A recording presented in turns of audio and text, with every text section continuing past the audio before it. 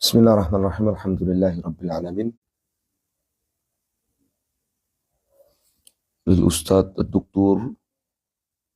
Syekh Abdullah Ad-Dumaiji hafizahullahu taala di halaman 82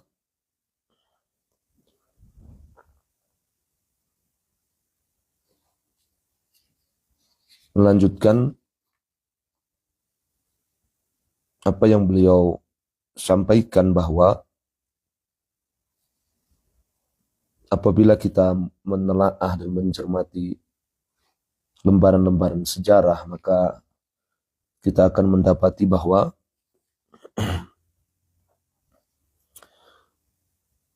kegoncangan dan ketidakistiqomahan, ketidakkokohan itu senantiasa melekat pada ahlul bid'ah dan menjadi kebiasaan mereka berpindah dari satu manhaj ke manhaj yang lainnya, dari manhaj bid'ah, dari satu bid'ah ke bid'ah yang lainnya.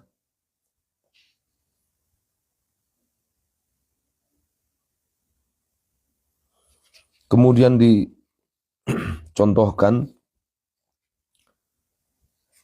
beberapa tokoh bid'ah yang berpindah dari bid'ah ke bid'ah yang lain. Sebaliknya, bahwa keistiqomahan itu kita dapati dalam lembaran sejarah itu melekat pada ahli sunnah, dan tidak kita dapati ada seorang pun dari ahlu sunnah yang keluar dari tariqah ahlu sunnah dan dari ahlu sunnah wal jamaah, dari manhaj salafi. Adapun kalau ada oknum-oknum yang keluar dari tariqah ahlu sunnah, dari manhaj salaf, ya, maka bukan karena kebencian terhadap manhaj salaf atau karena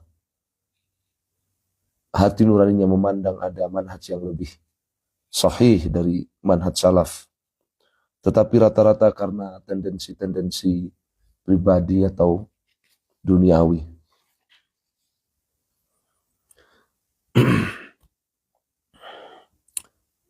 Beliau mengatakan, wa hadza Abu Bakar radhiyallahu ta'ala anhu yaqulu li Umar radhiyallahu ta'ala anhu yaum al-Hudaybiyah hina hawara an-nabiy sallallahu alaihi wasallam fi sya'ni bunudis sulh.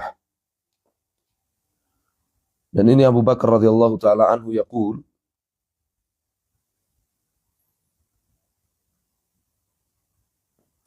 beliau berkata kepada Umar radhiyallahu ta'ala anhu pada perang Hudaybiyah,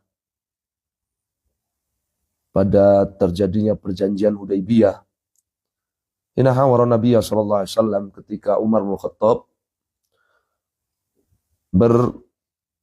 berusaha untuk memurajaah Nabi sallallahu alaihi wasallam terkait beberapa poin perjanjian Hudaybiyah.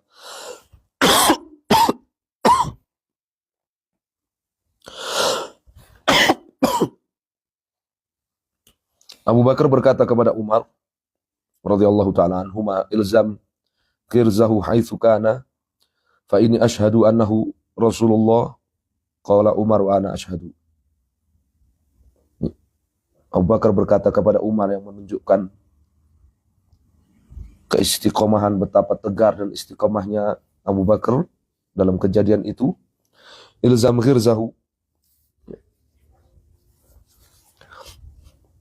pegangi, ya, apa yang menjadi keputusan Nabi Shallallahu Alaihi Wasallam, haitsu kana, ya, dimanapun keputusan beliau, apapun keputusan beliau, karena sesungguhnya aku bersaksi bahwa beliau itu adalah Rasulullah. Qala Umar, Umar berkata, wa ana asyhadu, dan aku juga bersaksi.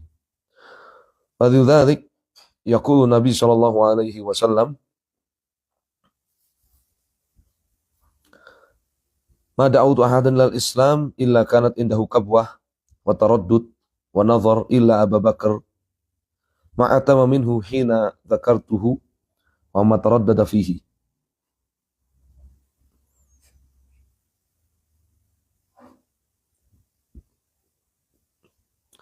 Oleh karenanya Nabi SAW memuji Abu Bakar As-Siddiq radhiyallahu taala anhu atas ketegarannya dan keistiqomahannya. Beliau mengatakan sallallahu alaihi wasallam, tidaklah aku mengajak seorang pun masuk Islam melainkan orang tersebut terlambat untuk segera masuk Islam, untuk segera menyambut ajakanku. Melainkan orang tersebut mesti ada kebimbangan terlebih dahulu dan berpikir terlebih dahulu, kecuali Abu Bakar As-Siddiq. Tidak ada sesuatu pun yang menghambat beliau, menghalangi beliau, ataupun keterlambatan beliau. Ketika aku mengingatkan beliau, dan beliau tanpa keraguan sedikit pun, tanpa kebimbangan sedikit pun, untuk masuk Islam. Dan bersabda kepada Umar bin Khattab radhiyallahu taala anhu, sesungguhnya aku adalah Rasulullah. Dan ini adalah ketika kejadian Hudaybiyah, ketika Umar bin Khattab radhiyallahu taala anhu mencoba untuk memurajaah Nabi sallallahu alaihi wasallam atas beberapa poin dalam perjanjian Hudaybiyah.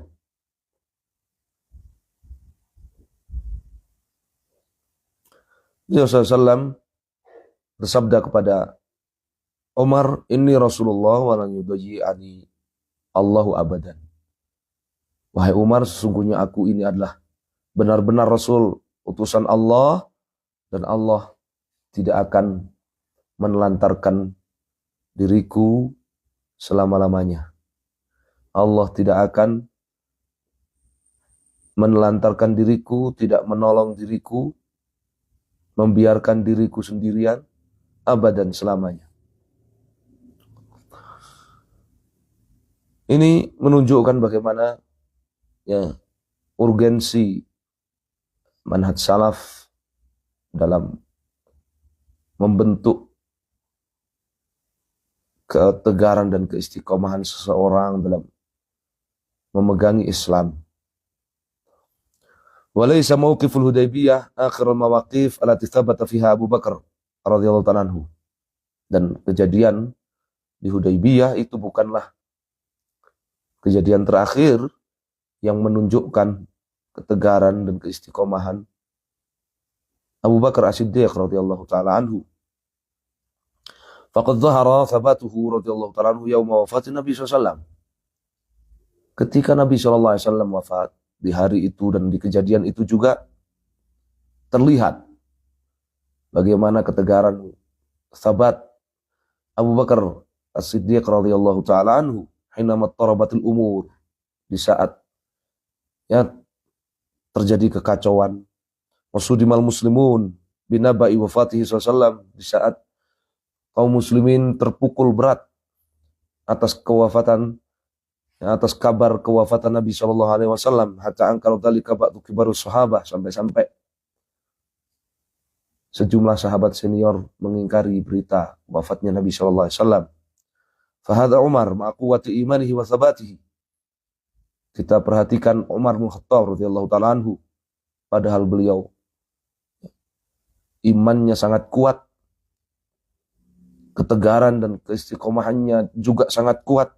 Ila anna haula sadmah, hanya saja saking beratnya pukulan saat itu, afqadahu tizanuhu, beliau seperti seorang yang kehilangan pertimbangan, hatta sa'idal mimbar, sampai beliau naik ke mimbar, khatiban yungkiru wafat Nabi SAW, berkhutbah mengingkari wafatnya Nabi SAW, dan bahwasanya itu tidak benar menurut beliau. Yaqul, beliau mengatakan, sampai mengatakan, man qala inna Muhammadan qad mata fasaqta ra'sah. Beliau sampai berkhutbah di atas mimbar mengatakan barang siapa yang mengatakan bahwa Muhammad telah wafat, maka aku akan memenggal lehernya. Wa fi hadhil asna, di tengah-tengah kekacauan tersebut, zahara sabatu Abi Bakar radhiyallahu taala anhu, terlihat ketegaran Abu Bakar As-Siddiq radhiyallahu taala anhu. Faqama wa khataba bikulli sabatin, beliau berdiri dan berkhutbah, berceramah di hadapan kaum muslimin saat itu dengan segenap ketegaran beliau. Wa qala fi khutbatihil masyhurah, beliau dalam khutbahnya yang terkenal itu mengatakan, ayyuhan nas, man kana ya'budu Muhammadan fa inna Muhammadan qad mat, wa man kana ya'budu Allah fa inna Allah hayyun la yamut. Wahai para sahabatku, barang siapa yang beribadah kepada Muhammad, maka sesungguhnya Muhammad telah wafat. Dan barang siapa yang beribadah kepada Allah, maka sesungguhnya Allah itu maha hidup dan tidak mati. Ini contoh lain yang menunjukkan urgensi manhaj salaf dalam membentuk ketegaran keistiqomahan. Wa huwa radhiyallahu ta'ala anhu yathbutu yaumar riddah.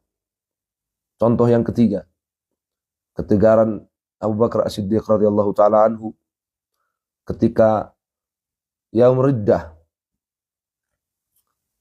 terjadi kemurtadan besar-besaran sepeninggal Nabi SAW, hina talafan nas fi dzalikal amr al-jalal. Dan ketika para sahabat masih memperdebatkan kejadian yang sangat besar itu, qala bi kulli tsabatin wa yaqin, maka Abu Bakar As-Siddiq radhiyallahu taala anhu dengan penuh ketegaran dan penuh yakin, beliau mengatakan, wallahi la uqatilanna man farraqa bainas salati waz zakah walau mana'uni iqalan aw qalan kanu ya'tuna bihi li Rasulullah SAW laqataltuhum ala maniha. Demi Allah, aku akan benar-benar akan memerangi siapa saja yang membedakan antara salat dan zakat. Kalau mereka menolak menyerahkan zakat onta kepadaku yang dahulu mereka serahkan, bayarkan kepada Nabi SAW, niscaya aku akan memerangi mereka sebab penolakan mereka. Ketegaran Abu Bakar As-Siddiq radhiyallahu ta'ala anhu di momen-momen kaum muslimin menghadapi kegoncangan karena ujian yang berat. Ini memberi pelajaran urgensi manhaj salaf dalam membentuk keistiqomahan seseorang. Wala syakka anna min akbari awamilis sabat istish'arul mar'i salamatut tariq alladhi yaslukuhu wa annahu laysa jadidan wala walida qarnihi wa zamanihi. Tidak diragukan lagi bahwa di antara salah satu pilar terbesar ketegaran dan keistiqomahan seseorang adalah orang itu benar-benar merasakan bahwa manhaj yang dia tempuh dalam beragama itu adalah manhaj yang selamat. Yakin bahwa manhaj yang ditempuhnya itu manhaj yang selamat. Cara beragama dalam akidah maupun amal yang dia peluk itu adalah manhaj yang selamat, cara yang selamat, cara yang benar. Dan bahwasanya itu bukan cara yang baru, bukan manhaj yang baru, bukan manhaj yang baru lahir di zaman dia. Wa innama huwa tariqun atiq qad sara fihi man qablahu al-anbiya was-siddiqun wasyuhada was-salihun.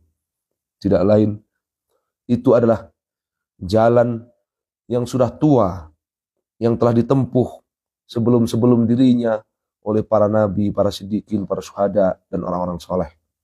Keyakinan yang kuat ini merupakan pilar terbesar ketegaran dan keistiqomahan. Qala ta'ala wa may yuti'illaha war rasula. Allah Ta'ala berfirman dalam surat An-Nisa ayat 69, barang siapa yang mentaati Allah dan Rasulnya, fa ulaika ma'al ladzina an'ama Allahu 'alaihim, maka mereka akan dikumpulkan bersama orang-orang yang telah diberi karunia oleh Allah Subhanahu wa taala, minan nabiyyin wasiddiqin wasyuhada wassalihin, dari kalangan para nabi, para siddiqin, para syuhada dan orang-orang saleh. Hasuna ulaika rafiqa. Dan mereka adalah sebaik-baik teman. An Khalid bin Sa'ad anna Hudzaifah radhiyallahu ta'ala anhu lamma hadarathu al-wafa dakhala alaihi Abu Mas'ud al-Ansari radhiyallahu ta'ala anhu faqala Aba Abdullah yahad ilaina faqala Hudzaifah awalam ya'tika al-yaqin i'lam anna ad-dalalata haqqa ad-dalalah an ta'rifa ma kunta tunkir wa an tunkira ma kunta ta'rif wa iyyaka wa talawuna fi dinillahi fa inna dinallahi wahid. Dari Khalid bin Sa'ad bahwa ketika Hudzaifah ibnu Yaman radhiyallahu ta'ala anhu menghadapi sakaratul maut, maka Abu Mas'ud al-Ansari radhiyallahu ta'ala anhu masuk menjenguk beliau. Beliau berkata, wahai Abu Abdullah Hudzaifah ibnu Yaman, berikan pesan kepada kami, berikan wasiat kepada kami. Maka Hudzaifah berkata, bukankah al-yaqin telah datang kepadamu? Bukankah kamu telah mencapai derajat yakin? Ketahuilah, ya, kesesatan yang sebenarnya itu adalah engkau menganggap ma'ruf, menganggap baik apa yang sebelumnya engkau anggap mungkar, dan engkau menilai mungkar apa yang sebelumnya engkau nilai ma'ruf. Wa iyyaka wa talawuna fi dinillah. Tinggalkan dan hati-hati kamu dari at-talawun fi dinillah, berubah-ubah dalam beragama kepada Allah Subhanahu wa taala, fa inna dinallahi wahid. Karena sesungguhnya agama Allah Subhanahu wa taala ini hanya satu. Ini bahayanya, ya, seseorang yang tidak memegangi manhaj salaf dan tidak berjalan di atas manhaj salaf, dia terancam dengan sikap at-talawun dalam beragama, berubah-ubah warna dalam beragama, ya, berubah-ubah warna dalam beragama, berubah-ubah manhaj dari satu bid'ah ke bid'ah yang lainnya. Wa rawa Ma'an bin Isa qala insarafa Malik bin Anas radhiyallahu ta'ala anhu yawman minal masjid wa huwa muttaqun ala yadayya falahiqahu rajulun yuqalu lahu Abul Huriyah kana yuttahamu bil irja' faqala ya Abdullah isma' minni syai'an ukallimuk fihi wa uhajjuka wa ukhbiruka ra'yi qala fa in ghalabtani qala in ghalabtuka ittaba'tani qala fa in ja'a rajulun akhar wa kallamana fa ghallabana qala nattabi'uhu qala Malik ya Abdullah ba'athallahu azza wa jalla Muhammadan sallallahu alaihi wasallam bidinin wahid wa araka tatanaqqalu min dinin ila din. Rawa Ma'an bin Isa, beliau mengatakan bahwa Malik bin Anas suatu hari keluar dari masjid dan beliau bersandar di tanganku. Lalu ada seseorang yang dikenal dengan panggilan Abul Huriyah, yang saat itu Abul Huriyah tertuduh memeluk bid'ah murji'ah, berkata kepada Anas bin Malik, ya Abdullah, isma' minni syai'an ukallimuk. Wahai hamba Allah, dengarkan dariku satu kalimat, aku akan berbicara kepadamu, aku akan mendebatmu dan memberitahukan kepadamu pemikiranku.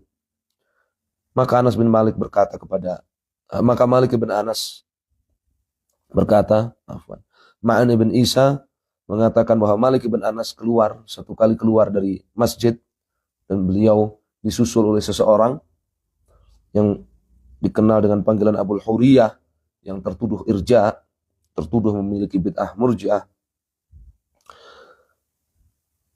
Abul Huriyah berkata kepada Imam Malik rahimahullah, dengarkan dariku satu kalimat, aku mendebatmu dan memberitahumu pemikiranku. Maka Imam Malik berkata, fa in ghalabtani, bagaimana jika kamu mengalahkan aku dalam perdebatan ini? Qala in ghalabtuka tabatani. Abul Huriyah berkata, kalau aku mengalahkan Anda, maka Anda mengikuti aku. Malik berkata lagi, fa in jaa rajulun akhar wa kallamana fa ghallabana. Jika datang orang ketiga mendebat kita dan mengalahkan kita, qala nattabi'u, kalau begitu kita mengikuti dia, kata Abul Huriyah. Qala Malik, maka Imam Malik berkata, ya Abdullah, wahai hamba Allah, ba'athallahu azza wa jalla Muhammadan bidinin wahid. Allah mengutus Muhammad itu membawa satu agama, dan aku lihat kamu berpindah-pindah dari satu agama kepada agama yang lain, dari satu bid'ah ke bid'ah yang lain. Qala Umar bin Abdul Aziz, berkata Umar bin Abdul Aziz rahimahullah, man ja'ala dinahu urdatan lil khusumat aktsara tanaqqul. Barang siapa yang menjadikan agamanya sebagai bahan perdebatan, maka dia akan banyak berubah-ubah dalam beragama. Wa sayati mazid namazid wa suwar litsabat fil faqr taliyah. Wallahu taala alam. Kita cukupkan sampai di sini. Membaca mengenal manhaj salaf sampai poin E, yang sampai poin yang kelima, dan ini selesai ya. Semoga menjadi ilmu yang bermanfaat. Kita simpulkan bahwa yang pertama, manhaj salaf adalah manhaj rabbani yang bersumberkan dari wahyu, bukan dari pemikiran seseorang. Yang kedua, manhaj salaf adalah satu manhaj dan tidak bercabang-cabang, tidak berpecah-pecah. Kemudian keistimewaan manhaj salaf yang ketiga, manhaj salaf adalah manhaj yang lengkap, manhaj yang sempurna dalam beragama. Yang keempat dan yang keempat, bahwa manhaj salafus saleh adalah manhaj yang saleh wa muslih di kulli zaman wa makan wa li kulli ummatin majil. Manhaj salaf adalah manhaj yang tepat dan memperbaiki, ya, kapanpun, dimanapun, siapapun, dari generasi manapun. Dan yang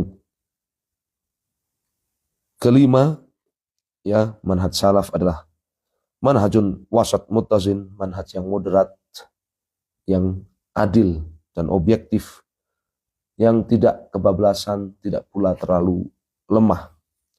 Yang keenam adalah manhaj salaf adalah manhaj yang sabit la tataghayyar, ya, manhaj yang kokoh, ya, manhaj yang tidak berubah-ubah, manhaj yang tidak mengalami perkembangan, perubahan.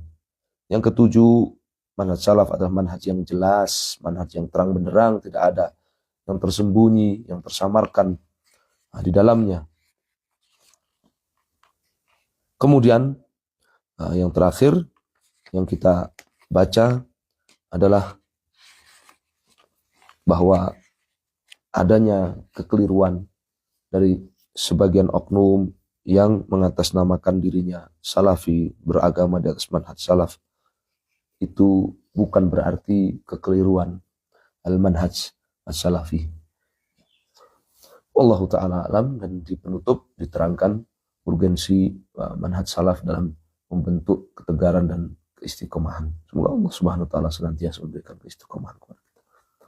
Apakah berdebat itu mutlak dilarang oleh agama ini? Tidak ada perincian, ya, hukum berdebat, ya, ada perincian hukum berdebat. Tetapi, ya, apa yang dicontohkan oleh Imam Malik di sini dan juga oleh Umar bin Abdul Aziz rahimahullah jami'an, ya, itu adalah, ya, berdebat dengan orang-orang yang sudah dimaklumi, ya, mu'anadatuhu, pembangkangannya, ya, orang-orang yang dimaklumi pembangkangannya, dan bahwa orang itu, ya, berdebat bukan untuk, ya, lil bahts anil haqq, bukan untuk mencari kebenaran, dan, ya, bukan untuk siap mengikutinya, ya, tetapi dia berdebat karena mu'anadah wa mukabarah Rasulullah sallallahu alaihi wasallam, karena sudah diketahui, dimaklumi orang itu, ya, sifatnya membangkang, ya, dan mukabarah anil haqq, ya, sifatnya adalah menyombongkan diri dari kebenaran. Allah taala alam. Sallallahu alaihi wasallam. Alhamdulillah.